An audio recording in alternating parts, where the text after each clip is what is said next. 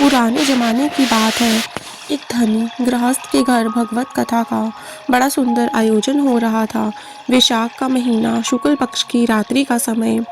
कथावाचक पंडित जी विद्वान तो थे ही, अच्छे गायक भी थे। वे बीच बीच में भगवत संबंधी भावपूर्ण पदों का मधुर कंठ से गान भी करते। पहले उन्होंने श्रीमद् भागवत के आधार पर संक्षेप में भगवान के जन्म की कथा सुनाई, फिर नंदोत्सव का वर्णन करते करते एक मधुर पद गाया। कथा का प्रसंग आगे चला। श्रोतागण व्यवहार की चिंता और शरीर की सुधि भूलकर भगवदानंद में मस्त हो गए। बहुतों के शरीर में रोमांच हो गया, कितनों की आंखों में आंसू छलक आए। सभी तन्मय हो रहे थे। उस समय सुयोग देखकर एक डाकू उस धनी के घर में घुस आया और चुपचाप धन रतन ढूंढने लगा, परंतु भगवान की ऐसी लीला कि बहुत प्रयास करने पर भी उसके हाथ कुछ नहीं लगा। वह जिस समय कुछ ना कुछ हाथ लगाने के लिए इधर उधर ढूंढ रहा था, उस समय उसका ध्यान यकाएक कथा की ओर चला गया। कथावाचक पंडित जी महाराज ऊंचे स्वर से कह रहे थे कि प्रातःकाल हुआ, पूर्व दिशा उषा की मनोरम ज्योति और अरुण की लालिमा से रंग गई। उस समय ब्रज की झांकी अलौकिक हो रही थी। गौवें और बछड़े सिर उठा उठाकर नंद बाबा के महल की ओर सतृष्ण दृष्टि से देख रहे थे कि अब हमारे श्री कृष्ण हमें आनंदित करने के लिए आ ही रहे होंगे। उस समय भगवान श्री कृष्ण के प्यारे सखा श्री दामा, सुदामा, वसुदामा आदि ग्वाल बालों ने आकर भगवान श्री कृष्ण और बलराम को बड़े प्रेम से पुकारा, हमारे प्यारे कन्हैया आओ ना, अब तक तुम सो ही रहे हो। देखो गौएं तुम्हें देखे बिना रंभा रही हैं। हम कभी से खड़े हैं, चलो वन में गौएं चराने के लिए चले। दाऊ दादा तुम इतनी देर क्या कर रहे हो। इस प्रकार ग्वाल बालों की पुकार और जल्दी देखकर नंद रानी ने अपने प्यारे पुत्रों को बड़े ही मधुर स्वर से पुकार पुकार कर जगाया। फिर मैया ने स्नेह से उन्हें माखन, मिश्री तथा भांति भांति के पकवानों का कलेऊ करवा कर बड़े चाव से खूब सजाया। लाखों करोड़ों रुपए के गहने, हीरे जवाहर और मोतियों से जड़े स्वर्ण लटकार अपने बच्चों को पहनाए। मुकुट में, बाजूबंद में, हार में जो मणियां जगमगा रही थी, उनके प्रकाश के सामने प्रातःकाल का उजाला फीका पड़ गया। इस प्रकार भली भांति सजाकर नंद रानी ने अपने लाडले पुत्रों के सिर सूंघे और फिर बड़े प्रेम से गो चराने के लिए उन्हें विदा किया। इतनी बातें डाकू ने भी सुनी और तो कुछ उसने सुना नहीं था। अब वह सोचने लगा कि अरे यह तो बड़े अनुपम से हो गए कि मैं छोटी मोटी चीज़ों के लिए इधर उधर मारा मारा फिरता रहता हूँ। यह तो अपार संपत्ति हाथ लगने का अवसर है। केवल दो बालक ही तो हैं, उनके दोनों गालों पर दो दो चपत जड़े नहीं कि वे स्वयं ही अपने गहने निकाल कर मुझे सौंप देंगे। यह सोचकर वह डाकू धनी गृहस्थ के घर से बाहर निकल आया और कथा की समाप्ति होने की बाट देखने लगा। बहुत रात बीतने पर कथा समाप्त हुई और भगवान के नाम और जयकार के नारों से आकाश गूंज उठा। भक्त गृहस्थ बड़ी नम्रता से ठाकुर जी का प्रसाद ग्रहण करने के लिए सब श्रोताओं से अनुरोध करने लगे और प्रसाद बांटने लगा। उधर यह सब हो रहा था, परंतु डाकू के मन में इन सब बातों का कोई ध्यान नहीं था। वह तो रह रहकर कथावाचक की ओर देख रहा था। उसकी आंखें कथावाचक की जी गतिविधि पर जमी हुई थी। कुछ समय के बाद प्रसाद पाकर कथावाचक जी अपने डेरे की ओर चले। डाकू ने भी उनके पीछे पीछे हो लिया। जब पंडित जी खुले मैदान में पहुंचे, तब डाकू ने पीछे से कुछ कड़े स्वर में पुकार कर कहा, ओ पंडित जी खड़े रहो। पंडित जी के पास दक्षिणा के रुपए पैसे भी थे और वे कुछ डर कर और तेज चाल से चलने लगे। डाकू ने दौड़ते हुए कहा कि पंडित जी खड़े हो जाओ, यूं भागने से नहीं बच सकोगे। पंडित जी ने देखा कि अब छुटकारा नहीं है, वे लाचार होकर ठहर गए। डाकू ने उनके पास पहुंचकर कहा कि देखिए पंडित जी, आप जिन श्री कृष्ण और बलराम की बात कह रहे थे, उनके लाखों करोड़ों रुपए के गहने का वर्णन कर रहे थे, उनका घर कहाँ है, वे दोनों गौएं चराने के लिए कहाँ जाते हैं, आप सारी बातें ठीक ठीक बता दीजिए।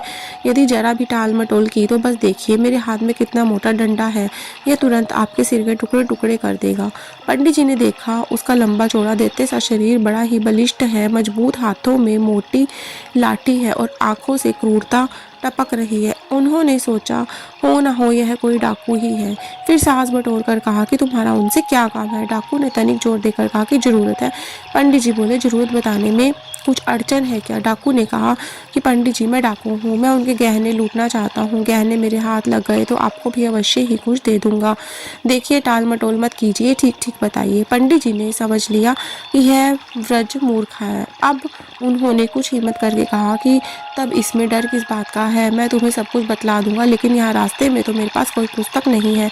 मेरे डेरे पर चलो, पुस्तक देखकर सब ठीक ठीक बतला दूंगा। डाकू उनके साथ चलने लगा। डेरे पर पहुंचकर पंडित जी ने किसी से कुछ कहा नहीं, पुस्तक बाहर निकाली और वे डाकू को भगवान श्री कृष्ण और बलराम की रूप माधुरी सुनाने लगे।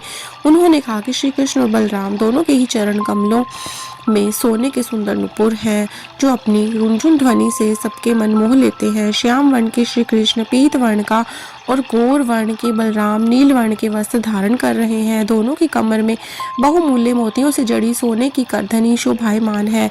गले में हीरे जवाहरात के स्वर्णहार है। हृदय पर कौस्तुभ मणि झलमला रही है। ऐसी मणि जगत में और कोई है ही नहीं। कलाई में रतन जटित सोने के कंगन, कानों में मणि कुंडल, सिर पर मनोहर मोहन चूड़ा, घुंघराले काले बाल, लाट पर कस्तूरी का तिलक, होठों पर मंद मंद मुस्कान, आंखों से मानो आनंद और प्रेम की वर्षा हो रही है। श्री कृष्ण अपने कर कमलों में सोने की वंशी लिए उसे अधरों से लगाए रहते हैं। उनकी अलंकांति के सामने करोड़ों सूर्यों की कोई गिनती है ही नहीं। रंग बिरंगे सुगंधित पुष्पों की माला, तोते की सी नुकीली नासिका, कुंद बीज के समान श्वेत दांतों की पीठ, बड़ा लुभावना रूप है। अजीब त्रिभंग ललित भाव से खड़े होते हैं। देखते देखते नेत्र बंद ही नहीं होते हैं। बाकी बिहारी श्री कृष्ण जी जब अपनी बांसुरी राधे राधे राधे की मधुर तान छोड़ते हैं, तब बड़े बड़े ज्ञानी भी अपनी समाधि से पिंड छुड़ाकर उसे सुनने के लिए दौड़ आते हैं। यमुना के तट पर वृंदावन में कदम वृक्ष के नीचे प्राय उनके दर्शन मिलते हैं। वनमाली श्री कृष्ण और हलधारी श्री बलराम जी। डाकू ने पूछा, अच्छा पंडित जी, सब गहने मिलाकर कितने रुपयों के होंगे? पंडित जी ने कहा कि ओ, इसकी कोई गिनती नहीं है, करोड़ों अरबों से भी ज्यादा। डाकू, तब क्या जितने गहनों ने आपने नाम लिए हैं उनसे भी अधिक है पंडित जी? तो क्या संसार की समस्त संपत्ति एक और कौस्तुभ मणि एक और, फिर भी कोई तुलना नहीं है। डाकू ने आनंद से गद होकर कहा कि ठीक है, और कहिए वह कैसी है? पंडित जी, वह मणि जिस स्थान पर रहती है सूर्य के समान प्रकाश हो जाता है, वह अंधेरा नहीं रह सकता। जैसा रत्न पृथ्वी में और कोई नहीं है। डाकू, तब तो उसके बहुत ज्यादा दाम होंगे। क्या बोले? एक बार भली भांति समझा तो दीजिए। हाँ, एक बात तो भूल ही गया, मुझे किसो जाना चाहिए। पंडित जी ने सारी बातें दोबारा समझा दी। डाकू ने कहा कि देखिए पंडित जी, मैं शीघ्र ही आकर आपको कुछ दूंगा। यहाँ से ज्यादा कुछ तो दूर नहीं है ना, मैं एक ही रात में पहुंच जाऊंगा। क्यों? अच्छा, हाँ, एक बात और बताइए, क्या वे प्रतिदिन गौएं चराने जाते हैं? तो पंडित जी ने कहा कि हाँ, तो क्या? डाकू, कब आते हैं पंडित जी? ठीक प्रातःकाल, उस समय थोड़ा थोड़ा अंधेरा भी रहता है। डाकू, ठीक है, मैंने सब समझ लिया है। हाँ, तो अब मुझे किधर जाना चाहिए पंडित जी? बराबर उत्तर की ओर चले जाओ। डाकू प्रणाम करके चल पड़ा। पंडित जी मन ही मन हंसने लगे। देखो, ये कैसा पागल है। थोड़ी देर बाद उन्हें चिंता हो आई, यह मूर्ख 2-4 दिन तो ढूंढने का प्रयत्न करेगा, फिर लौटकर कहीं यह मुझ पर अत्याचार करने लगा तो। किंतु नहीं, यह तो बड़ा विश्वासी है, लौट कर आएगा तो एक रास्ता और बतला दूंगा। यह 2-4 दिन भटकेगा, तब तक मैं कथा समाप्त करके यहाँ से चलता बनूंगा। इससे पिंड छुड़ाने का और कोई उपाय क्या है? पंडित जी कुछ निश्चिंत हुए। डाकू अपने घर गया। उसकी भूख प्यास नींद सब उड़ गई। वह दिन रात गहनों की बात सोचा करता। चमकीले गहनों से लदे दोनों नयन मन हरण बालक उसकी आंखों के सामने नाचते रहते। डाकू के मन में एक ही धुन थी, अंधेरा हुआ। डाकू ने लाठी उठाकर कंधे पर रखी, वह उत्तर दिशा की ओर चल पड़ा। वह उत्तर भी उसकी अपनी धुन का ही था। दूसरों के देखने में शायद वह दक्षिण ही जा रहा था। उसे इस बात का भी पता नहीं था कि उसके पैर धरती पर पड़े रहे हैं या कांटों पर। चलते चलते एक स्थान पर डाकू की आंख खुली। उसने देखा, बड़ा सुंदर सा हरा भरा वन है। एक नदी भी कलकल करती बह रही है। उसने सोचा, निश्चय किया कि यही है, परंतु कदम का पेड़ कहाँ है? डाकू बड़ी सावधानी के साथ एक एक वृक्ष के पास जाकर कदम को पहचानने की चेष्टा करने लगा। अंत में वहां उसे कदम का वृक्ष मिल ही गया। तब उसके आनंद की कोई सीमा न रही। उसने संतोष की सांस ली और आसपास आंखें दौड़ाई। एक छोटा सा पर्वत, घना जंगल और गऊओं के चराने का मैदान भी दिख गया। हरी हरी खूब रात के स्वाभाविक अंधेरे में घुल मिल गई, और फिर भी उसके मन के सामने गऊएं चराने और चराने वाले की एक छटा छिटक ही गई। अब डाकू के मन में एक ही विचार आया कि कब सवेरा होगा, कब अपना काम बने। वह एक एक क्षण सावधानी से देखता और सोचता कि आज सवेरा होने में कितनी देर हो रही है। ज्यों त्यों रात बीतती, त्यों त्यों उसकी चिंता, उद्वेग, उत्तेजना, आकुलता बढ़ती जाती। वह कदम पर चढ़ गया और देखने लगा कि किसी और उजाला तो नहीं है, कहीं से वंशी की आवाज़ तो नहीं आ रही है। उसने अपने मन को समझाया, अभी सवेरा होने में देर है, मैं ज्यों त्यों ही वंशी की धुन सुनूंगा त्यों ही टूट पड़ेगा। इस प्रकार सोचता हुआ बड़ी ही उत्कंठा के साथ डाकू सवेरा होने की बाट जोहने लगा। देखते ही देखते मानो किसी ने प्राचीन दिशा का मुख रोली के रंग से रंग दिया। डाकू के हृदय में आकुलता और भी बढ़ गई। वह पेड़ से कूदा, जमीन पर आ गया, परंतु वंशी की आवाज़ सुनाई न पड़ने के कारण फिर उछल कर कदम पर चढ़ गया। वहां भी किसी प्रकार की आवाज़ सुनाई नहीं पड़ी। उसका हृदय मानो क्षण क्षण फटता जा रहा था। अभी अभी उसका हृदय विहर उठता, परंतु यह क्या, उसकी आशा पूर्ण हो गई। दूर, बहुत दूर वंशी की सुरीली स्वर लहरा रही थी। वह वृक्ष से कूद पड़ा। हाँ, ठीक है, ठीक है, बांसुरी ही तो है। अच्छा, यह स्वर तो और समीप होता जा रहा है। डाकू आनंद के आवेश में अपनी सुध बुध खो बैठा और मूर्छित होकर धरती पर गिर पड़ा। कुछ ही क्षणों में उसकी बेहोशी दूर हुई, आंखें खोली। वह उठकर खड़ा हो गया। देखा, पास जंगल में एक दिव्य शीतल प्रकाश चारों ओर फैल रहा है। उस मनोहर प्रकाश में दो भवन मोहन बालक अपने अंग की अलौकिक छटा बिखेर रहे हैं। गौवें और बाल उनके आगे आगे कुछ दूर निकल गए हैं। डाकू ने उन्हें देखा, अभी पुकार भी नहीं पाया था कि मन मुग्ध हो गया। आहा, ये कैसा सुंदर चेहरा है। इनकी आंखों से तो अमृत बरस रहा है और इनके तो अंग अंग बहुमूल्य आभूषणों से भरे हैं। हाय हाय, इतने नन्हे नन्हे सुकुमार शिशुओं को माँ बाप ने गौएं चराने के लिए कैसे भेजा। ओह, मेरा तो जी भर आता है, मन चाहता है इन्हें देखता ही रहूं। इनके गहने उतारने की बात कैसी, इन्हें तो और भी सजाना चाहिए। नहीं, मैं तो इनके गहने नहीं छीनूंगा। ना ना, गहने नहीं होगा तो फिर आया ही क्यों। ठीक है, मैं गहने छीन लूंगा, परंतु इन्हें मारूंगा नहीं। बाबा रे बाबा, मुझे यह काम ना होगा। धत तेरे की, यह तो मोह छोड़ कैसा। मैं डाकू हूँ और डाकू में दया, बस मैं अब गहने छीन लेता हूँ। यह कहते कहते श्री कृष्ण और बलराम की ओर दौड़ा। भगवान श्री कृष्ण और बलराम जी के पास पहुंचकर उनका स्वरूप देखते ही उसकी चेतना एक बार फिर लुप्त हो गई और पैर लड़खड़ाए और वह गिर पड़ा। फिर उठा, कुछ देर टकटकी लगाए देखता रहा। आंखें आंसुओं से भर आई। फिर ना मालूम क्या सोचा, हाथ में लाठी लेकर उनके सामने गया और बोला, खड़े हो जाओ, सारे गहने निकाल कर मुझे दे दो। श्री कृष्ण, हम अपने गहने तुम्हें क्यों दें। डाकू, दोगे नहीं, मेरी लाठी की ओर देखो। श्री कृष्ण, लाठी से क्या होगा। डाकू, अच्छा क्या होगा, गहना ना देने पर तुम्हारा सिर तोड़ डालूंगा, और क्या होगा। श्री कृष्ण, नहीं, हम लोग गहने नहीं देंगे। डाकू, अभी अभी मैं कान पकड़ के ऐठेगा और सारे गहने छीन छान कर तुम्हें नदी में फेंक दूंगा। श्री कृष्ण जोर से बोले, बाप रे बाप, ओ बाबा, ओ बाबा। डाकू ने झपट कर अपने हाथ से श्री कृष्ण का मुंह दबाना चाहा, परंतु स्पर्श करते ही उसके सारे शरीर में बिजली दौड़ आई। वह अचेत होकर धड़ाम से धरती पर गिर पड़ा। कुछ क्षण के बाद जब चेत हुआ तब वह श्री कृष्ण से बोला, अरे तुम दोनों कौन हो। मैं ज्यों त्यों तुम दोनों को देखता हूँ, त्यों त्यों तुम मुझे और सुंदर और मधुर और मनोहर क्यों दिख रहे हो। मेरी आंखें की पलक पड़नी बंद हो गई। हाय हाय, मुझे रोना क्यों आ रहा है। मेरे शरीर के सब रोए क्यों खड़े हो गए हैं। जान गया, तुम दोनों देवता हो, तुम मनुष्य नहीं हो। श्री कृष्ण मुस्कुराकर बोले, नहीं, हम मनुष्य हैं, हम ग्वाल बाल हैं, हम ब्रज के राजा नंद बाबा के लड़के हैं। डाकू, आहा, कैसी मुस्कान है। जाओ जाओ, तुम लोग गौएं चराओ, मैं अब गहने नहीं चाहता। मेरी आशा दुराशा, मेरी आह सब मिट गई। हाँ, मैं चाहता हूँ कि तुम दोनों के सुरंग अद्रों में अपने हाथों और भी गहने पहनाऊं। जाओ, हाँ, एक बार अपने दोनों लाल लाल चरण कमलों को तो मेरे सिर पर रख दो।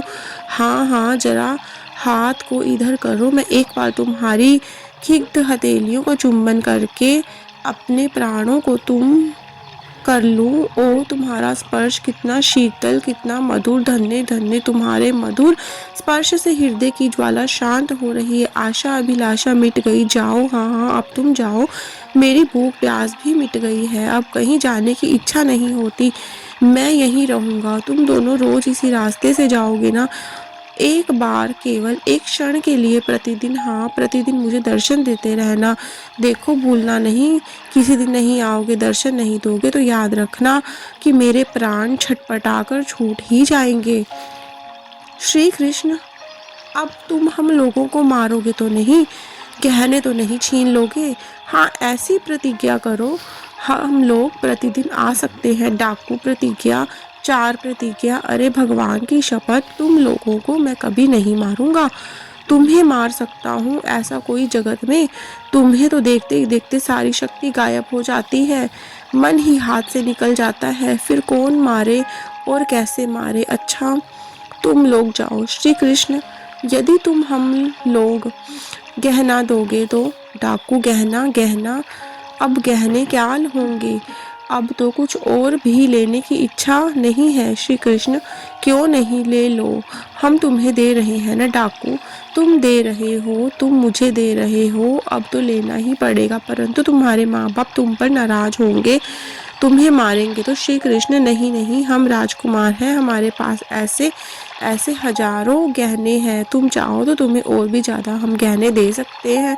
डाकू, ओह मैं क्या करूँगा? हाँ हाँ, परंतु तुम्हारी बात टाली भी तो नहीं जाती है।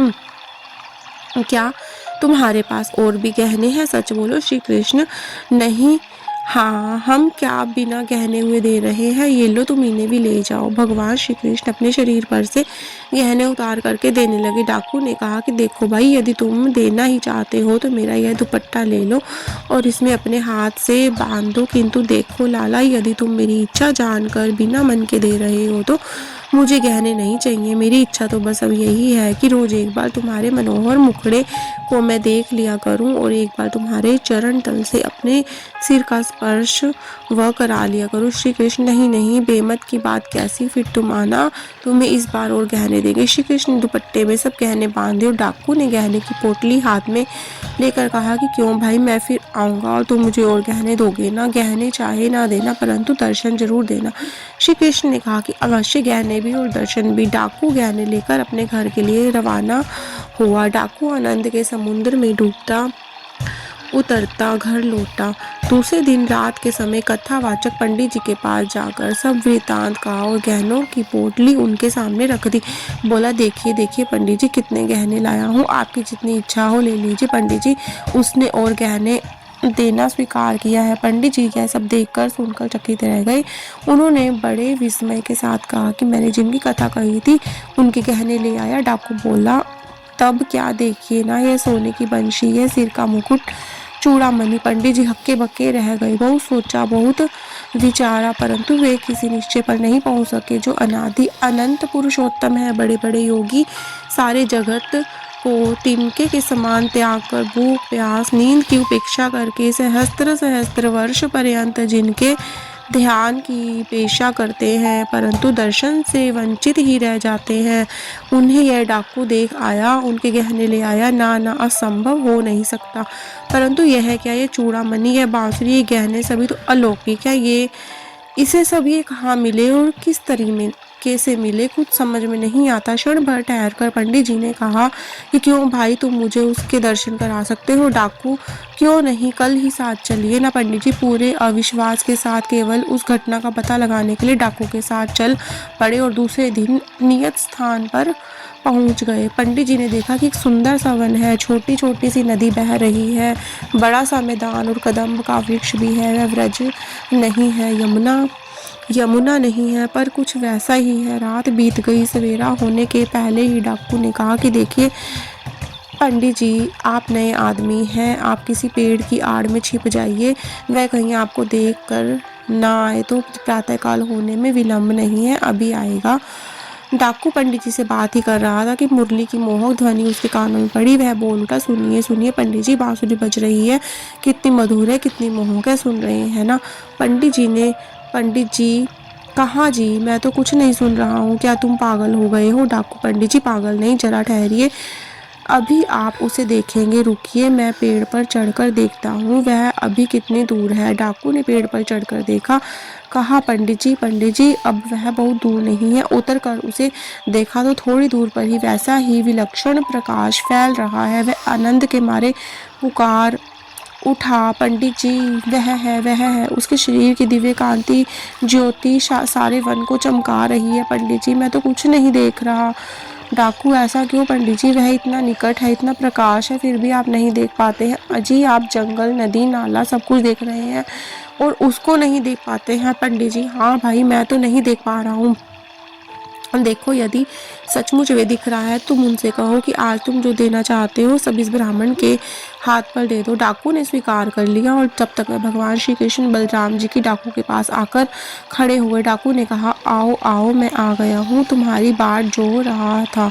श्री कृष्ण, गहने लोगे? डाकू, नहीं भाई, मैं गहने नहीं लूँगा, जो तुमने दिए थे वो तुम्हें देने के लिए लौटाने आया हूँ, तुम अपना सब ले लो। लेकिन भैया, ये पंडित जी मेरी बात पर विश्वास नहीं कर रहे हैं। विश्वास करने के लिए ही मैं इन्हें साथ लाया हूँ।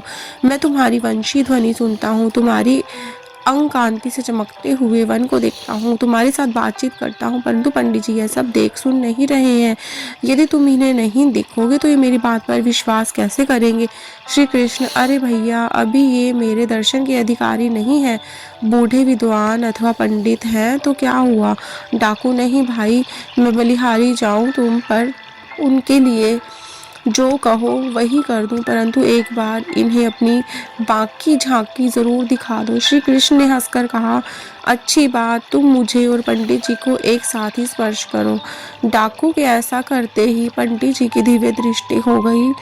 उन्होंने मुरली मनोहर पीताम्बरधारी श्याम सुंदर की बाकी झांकी के दर्शन किए। फिर तो दोनों निहाल होकर भगवान के चरणों में गिर पड़े। धन्य ठाकुर जी के भक्त और